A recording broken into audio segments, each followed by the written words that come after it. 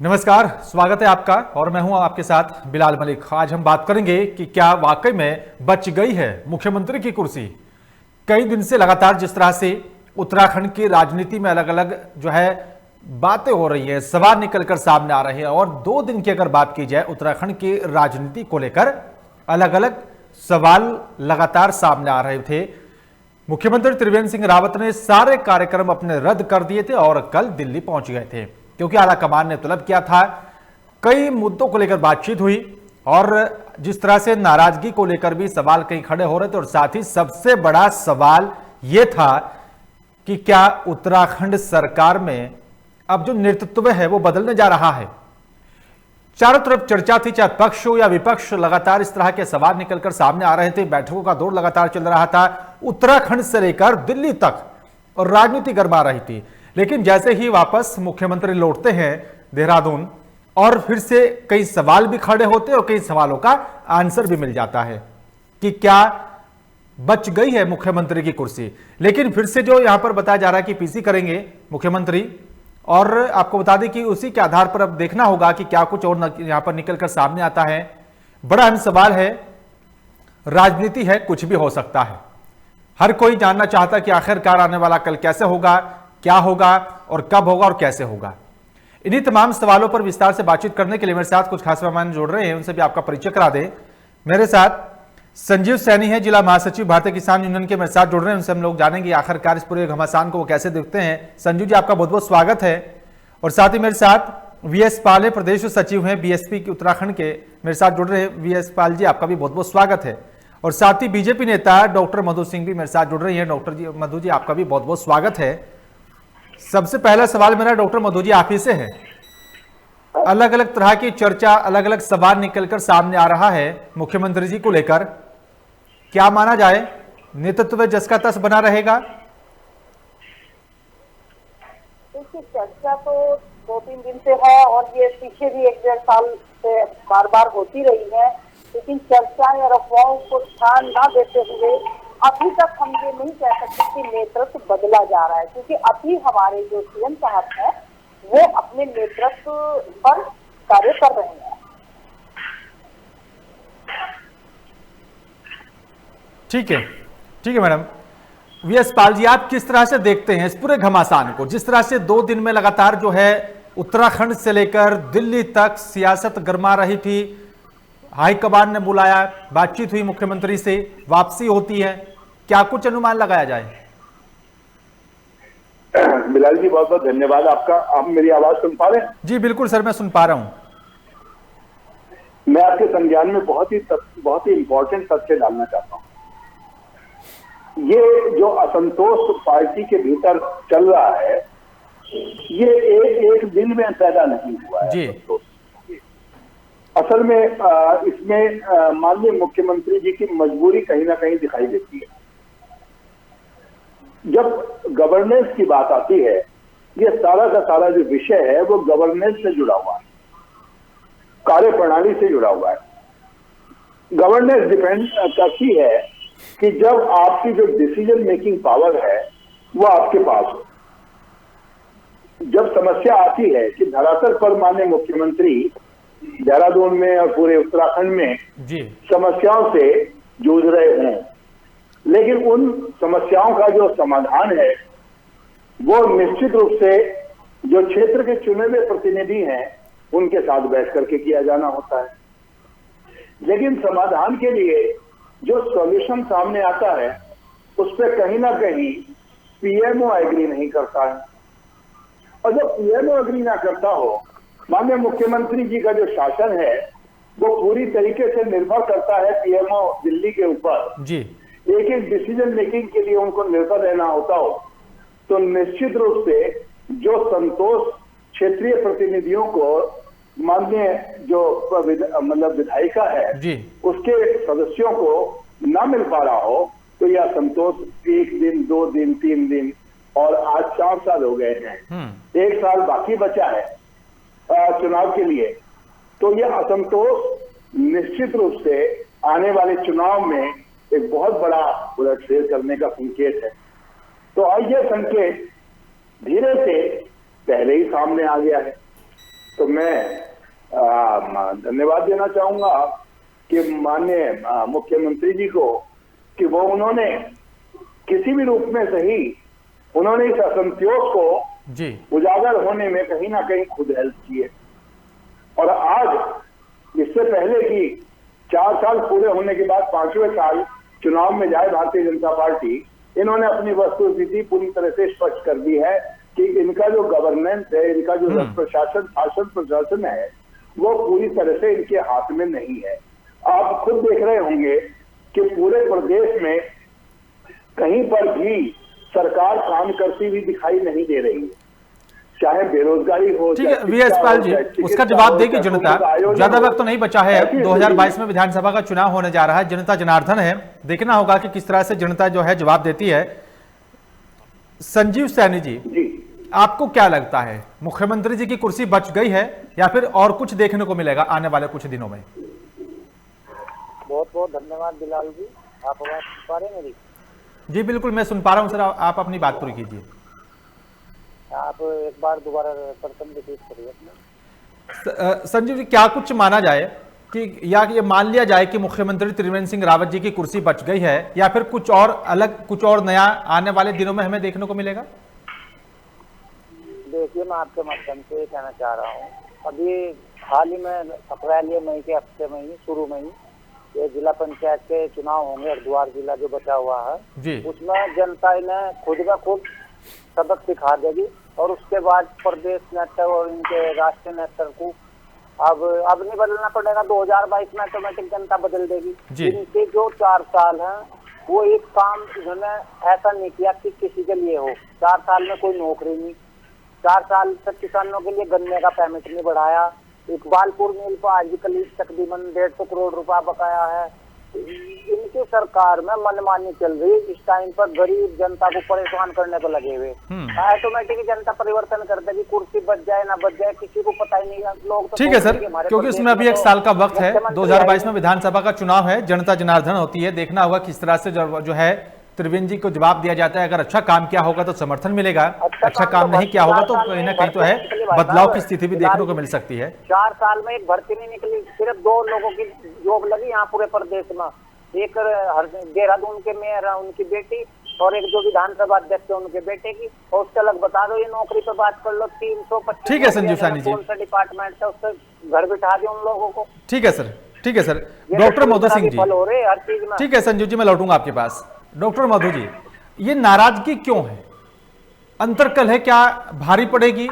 इसका खामियाजा किसको भुगतना पड़ेगा? ये नाराजगी क्यों बढ़ रही है? देखिए, नाराजगी संगठन में कोई नाराजगी नहीं है, विधायक दलों की कोई नाराजगी नहीं है, आम जनता क्या कहती है ये तो अलग विषय है। मैडम, नाराजगी नहीं है तो फिर त्रिवेंद्र सिंह जी सारे अपने कार्यक्रम रद्द कर तुरंत दिल्ली पहुंच जाते हैं, पार्टी हाईकमान से बातचीत की जाती है, तो ये नाराजगी नहीं तो क्या है? अंतरकल है निकलकर सामने आ रही है। अभी ये 4 साल का कार्यकाल जो पूरा हुआ है, 18 मार्च को 4 साल पूरे हो रहे हैं, और उसी ही सेलिब्रेट करना है। वो मुख्यमंत्री जी अगर दिल्ली गए हैं तो वो उसके लिए गए हैं, न कि उन्हें कोई बुलाया गया है। इस बारे में कोई ऐसी चर्चा नहीं है। ये चर्चा तो आप देख ही रहे हैं 1-1.5 साल से बार बार होती है। लेकिन फिलहाल मुख्यमंत्री जी काम छोड़ के गए हैं, वो इसलिए गए हैं कि हमारा 18 मार्च को एक कार्यक्रम है प्रदेश में, जिसके निमित्त वो दिल्ली गए हैं। ठीक है मधु जी, आपके और मेरे कहने से कुछ नहीं होता, जो भी है वो जनता के सामने भी है, क्या कुछ निकल कर आ रहा है वो हम सब देख रहे हैं। वीएस पाल जी, क्या वाकई में जो 4 साल पूरे होने जा रहे हैं उत्तराखंड सरकार के, उसी को लेकर मंथन किया जाना था दिल्ली में बैठकर, या फिर कुछ और वजह है? क्या है वो आप भी देख रहे हैं, उत्तराखंड की जनता भी देख रही है? मैंने जैसे बिलाल जी आपसे पहले ही निवेदन किया कि उत्तराखंड में शासन माननीय मुख्यमंत्री जी का नहीं चल रहा, शासन चल रहा है दिल्ली का।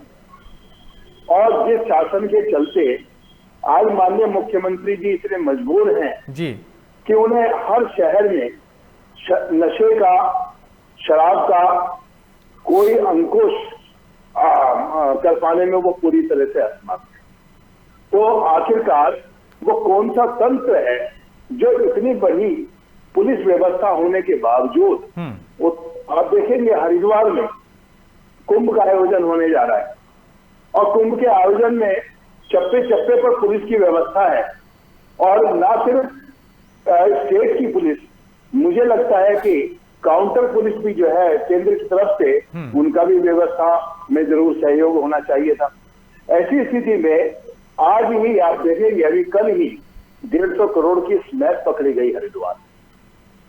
तो ऐसी स्थिति में कि जब इस तरीके का नशे का खुला व्यापार चल रहा हो, तो आखिरकार वो कौन सा तंत्र है जिसकी वजह से हर मोहल्ले में शराब मुहैया है, और सिर्फ ये हरिद्वार का जहां कुंभ का आयोजन हो रहा है, ऐसे शहर में ये स्थिति है, तो निश्चित रूप से इसके पीछे कोई ऐसा तंत्र काम कर रहा है जिसको संरक्षण प्राप्त है, चाहे वो राज्य सरकार का हो, चाहे वो केंद्र सरकार का हो। तो ऐसी इन मजबूरियों के चलते माननीय मुख्यमंत्री जी वो किस मुंह से 2022 का चुनाव फेस करेंगे। पूरे प्रदेश में सबको मालूम है कि माननीय मुख्यमंत्री जी को पीरियडिकली समय के अंतराल में दिल्ली में कॉल मतलब आती है वहां से, और इनको जाना पड़ता है, और वो पीरियडिकली मतलब समय के मतलब 2-2.5 महीने बाद इनको निश्चित रूप से दिल्ली जाना होता है। ठीक है सर। अब वो क्यों जाना होता है पूरे प्रदेश को पूरी तरह से पता है कि ये क्यों जाते हैं दिल्ली। तो निश्चित रूप से कि वो उसी कड़ी में शायद इस बार भी माननीय मुख्यमंत्री जी दिल्ली गए हों, और उन्हें ये पता हो कि अब उस तंत्र की चलते, जिस तंत्र की वजह से आज पूरे प्रदेश में शासन चल रहा हो, तो बताइए आप क्षेत्रीय प्रतिनिधि जो चुन करके गए हैं वो कैसे अपनी जनता जनार्दन के साथ अपना न्याय कर पाएंगे। तो वो ना तो क्षेत्रीय प्रतिनिधि खुश है और ना जनता खुश है। ठीक है सर, उनके चलते हुए उसका खामियाजा जो है कहीं ना कहीं भुगतना में पड़ सकता है अगर जनता खुश नहीं होगी। ठीक है सर। संजीव सैनी जी, वजह क्या मानी जाए? नाराजगी को, अगर वाकई में नाराजगी है या फिर कुर्सी बचाने में कामयाब हो जाते हैं मुख्यमंत्री जी, या जो सवाल जिस तरह से निकलकर सामने आ रहे हैं, खबरें जिस तरह से लगातार फैल रही हैं, ये अंतर्कलह है या फिर गैरसैंण को उत्तराखंड का तीसरा मंडल घोषित करने की नाराजगी है, विधायकों की जो नाराजगी का सामना करना पड़ रहा है, अगर ये सब कुछ मना भी लिया जाता है तो क्या लगता है आने वाला कल क्या हो सकता है? जो विधानसभा का चुनाव होगा उसको लेकर समीकरण क्या कुछ बदलेंगे?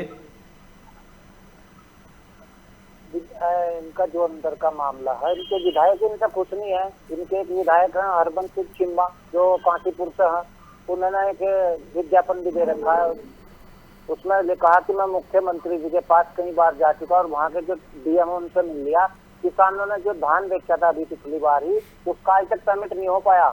और वहाँ के उन्होंने लिखा शुगर मिल एक बंद पड़ी थी, वो क्यों बंद हुई उसका नहीं आज तक पता लग पा रहा। इनकी सरकार में इनके मंत्री विधायक तक खुश नहीं है, तो आम जनता कैसे खुश होगी?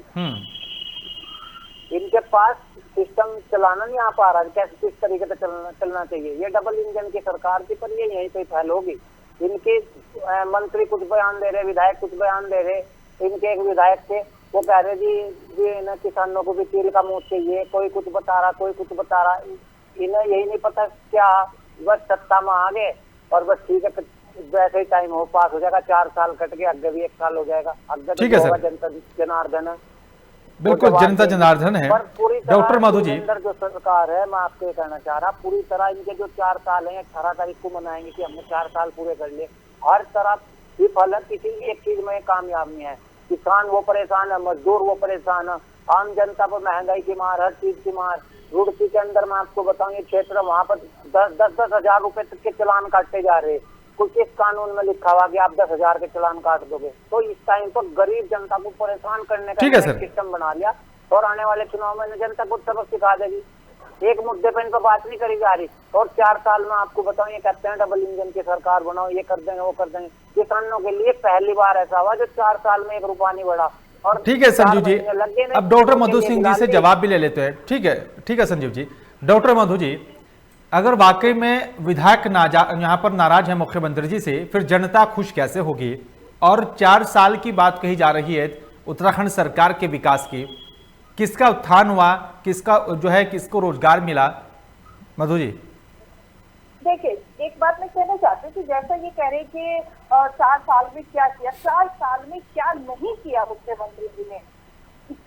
एक व्यक्ति विशेष के लिए काम बोलना ये अलग है कि उसे नौकरी मिल गई, ऐसा नहीं है। अटल आयुष्मान योजना कौन से प्रदेश में है? इन्होंने हर व्यक्ति के लिए अटल आयुष्मान योजना बनाई। इतना सड़कों का जाल यहाँ पे बिछा। मैडम, अगर आप केंद्र सरकार का भी सहयोग है, लेकिन उसमें राज्य सरकार की भी अहम भूमिका होती है। हरिद्वार जाने में, यहाँ रुड़की से हरिद्वार जाने में 2 घंटे लगते थे, अब 30 मिनट लगते हैं।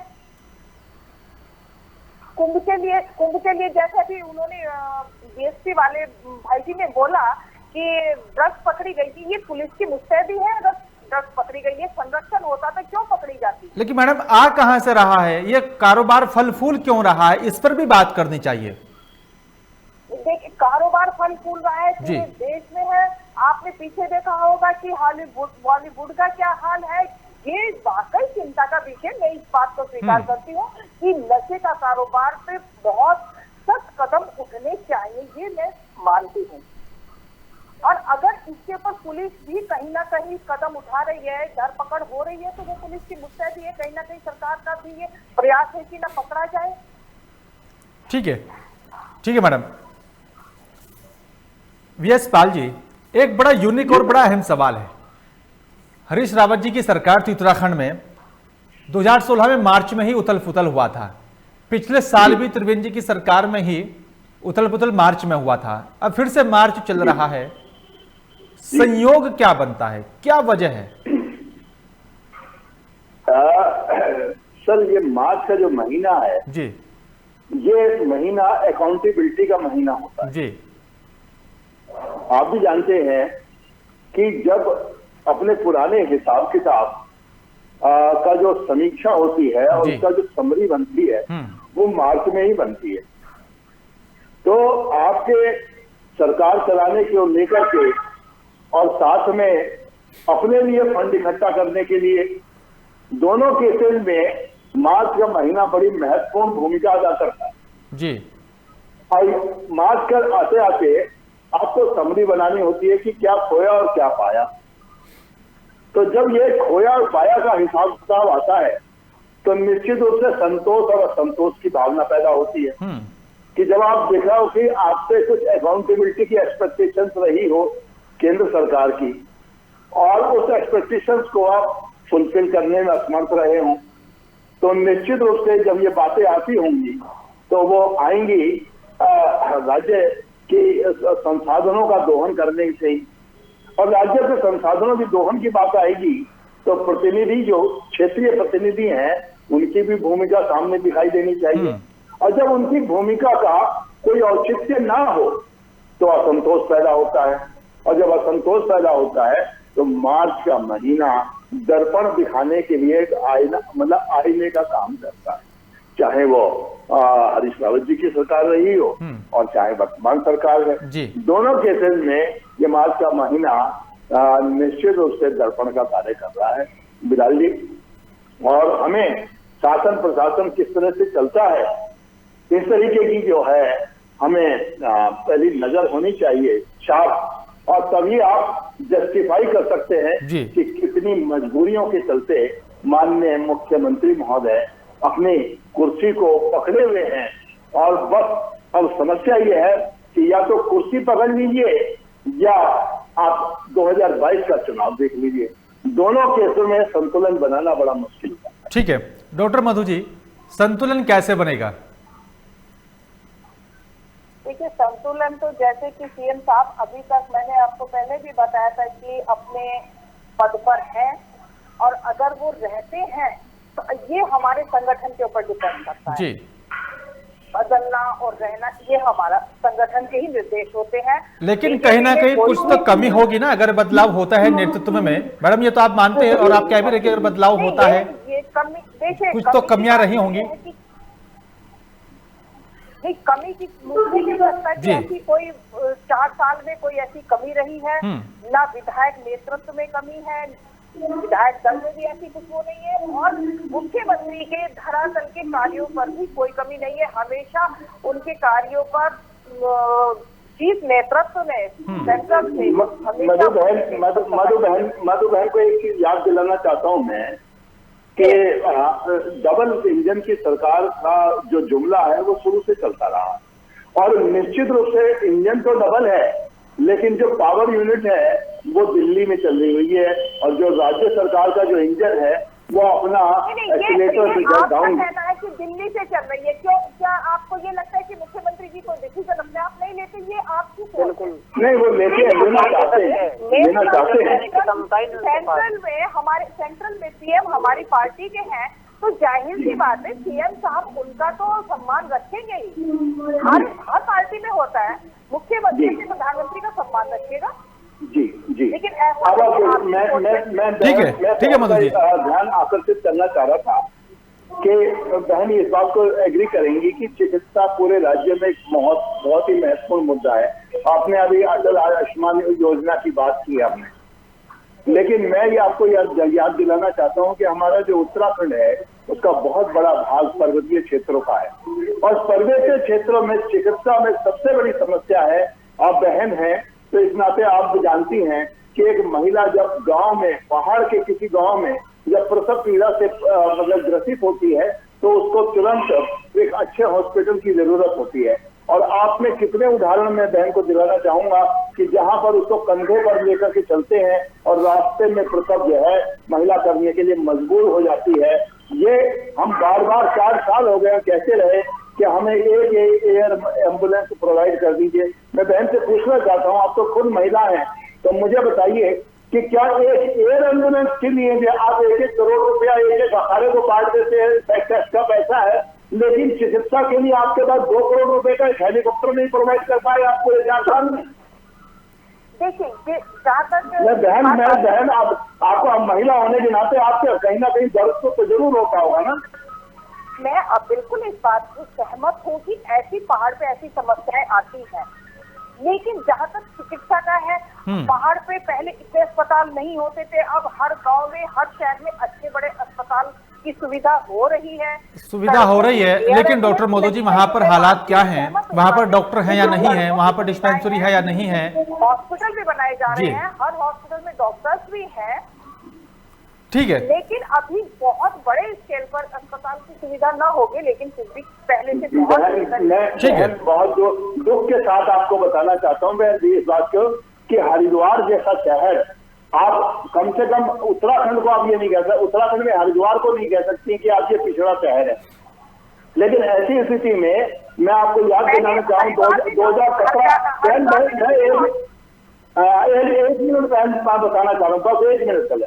मैं बहन को यह याद दिलाना चाहता हूं कि 2017 में एक लड़का, युवा लड़के को यहाँ पर पुलिस की गोली लगी, और उसकी गोली लगने के बाद उसकी गोली निकालने का इंतजाम नहीं था जिला अस्पताल में, तो उसे देहरादून रिफर किया गया और उसकी ओवर ब्लीडिंग होती चली गई और रास्ते में उसने दम तोड़ दिया। ये मुकदमा ह्यूमन राइट्स कमीशन, बिल्कुल ये तो मानना पड़ेगा कि स्वास्थ्य सेवाओं को लेकर तो सरकारों को उत्तराखंड में काम करना होगा। यशपाल जी, ये तो बड़ा अहम मुद्दा भी है, रोजगार और स्वास्थ्य सेवाएं वाले हॉस्पिटल नहीं है जी। ठीक है सर, ठीक है यशपाल जी, कहीं ना कहीं तो जो है स्वास्थ्य सेवाओं को लेकर तो सरकारों को सोचना चाहिए। ठीक है सर। संजीव सैनी जी, क्या लगता है आपको इस 4 साल के कार्यकाल में कितने वादे पूरे हुए? मैं आपको एक वादा गिनवाता हूँ। जब इनकी 2017 में सरकार आई थी, एक भगवानपुर विधानसभा में एक गांव पड़ता है हल्लू मिजरा, वहाँ के पूर्व प्रधान थे मांगेराम जी, उनकी हत्या हो गई थी। तो उसमें इनके जो सरकार के प्रवक्ता हैं शहरी विकास मंत्री जी, उन्होंने 3 लाख रुपए की घोषणा की थी। आज तक उस परिवार को 1 रुपया नहीं मिला।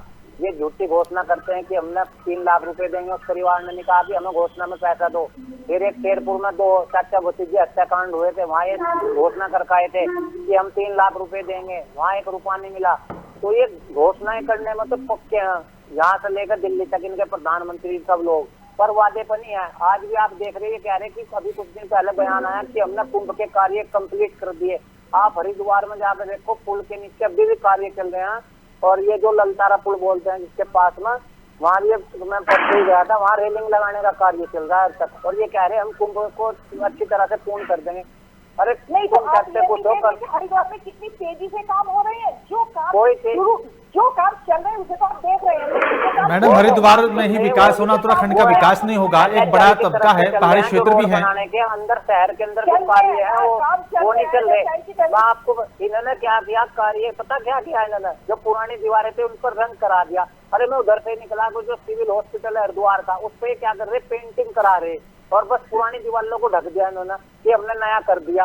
अरे ये थोड़ा ये रंग पोतने से नया थोड़ा ही हो जाएगा। ठीक है संजीव जी, आपने जैसे भाई साहब ने कहा जो बसपा से है कि हॉस्पिटल का बताओ, हॉस्पिटल के वहाँ हरिद्वार का हॉस्पिटल में ठीक है संजीव जी, ठीक है संजीव जी, मैं लौटूंगा आपकी बात। ठीक है संजीव जी। डॉक्टर मधु जी, डॉक्टर मधु जी, स्वास्थ्य सेवा और साथ ही रोजगार एक बड़ी समस्या है और पलायन तीसरा उसमें जुड़ जाता है। फाइनल कमेंट मैडम, उसको लेकर क्या कुछ कदम उठाएगा?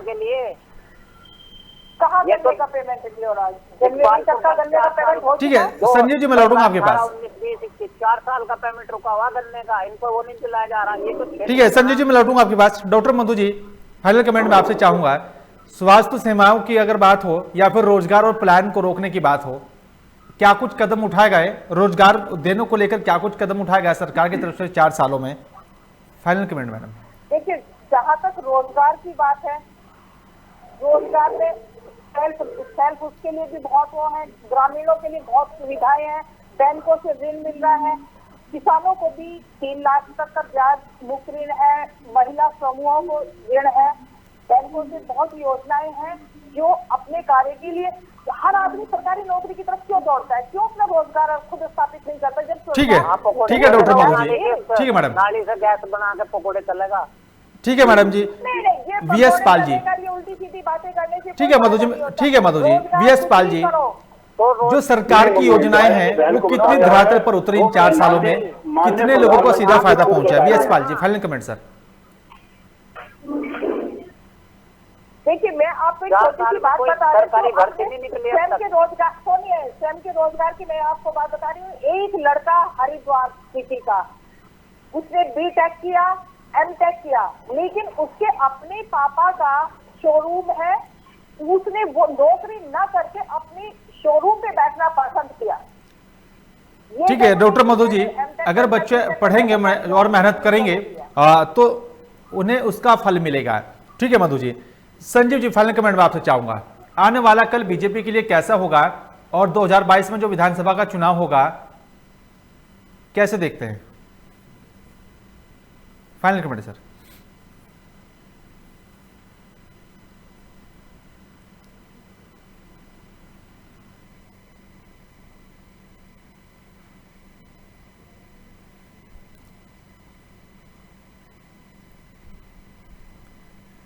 बिल्कुल, ये बड़ा अहम सवाल है कि आखिरकार किस तरह से और कैसे जो है विकास की जो बातें कही गई हैं उस पर सरकार कितना खरा उतरी है, जो वादे किए गए थे उस पर कितना काम किया गया, एक बड़ा अहम सवाल है।